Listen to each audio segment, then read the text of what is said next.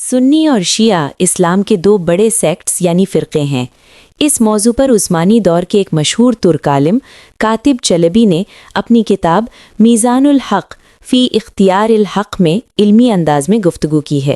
اگرچہ وہ 17ویں صدی میں تھے، لیکن ان کی کتابیں 18ویں صدی میں بھی علماء کے درمیان بہت پڑھی جاتی تھیں۔ بنیادی اختلاف، لیڈرشپ یا اتھارٹی۔ نبی اکرم صلی اللہ علیہ وسلم کی وفات کے بعد مسلمانوں میں لیڈرشپ یا قیادت کے مسئلے پر اختلاف پیدا ہوا۔ سنی موقف۔ سنی مسلمانوں کے نزدیک خلیفہ کا انتخاب کمیونٹی یعنی امت کی مشاورت سے ہونا چاہیے، اس لیے پہلے خلیفہ ابو بکر کو مانا جاتا ہے۔ شیعہ موقف۔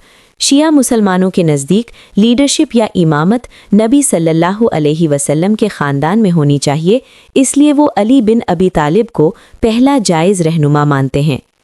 مذہبی اتھارٹی۔ سنی اسلام۔ سنی اسلام میں سکولز آف لا ہیں، جیسے حنفی، شافعی وغیرہ۔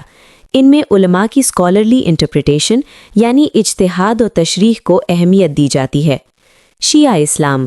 شیعہ مکتب فکر میں امامز کو خاص روحانی اور دینی اتھارٹی یعنی اختیار حاصل سمجھا جاتا ہے۔ صحابہ کے بارے میں نقطۂ نظر۔ سنی مسلمانوں کے نزدیک نبی صلی اللہ علیہ وسلم کے تمام بڑے کمپینینز یعنی صحابہ قابل احترام ہیں۔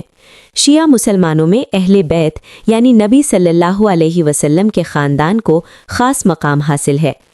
کاتب چلبی کی رائے۔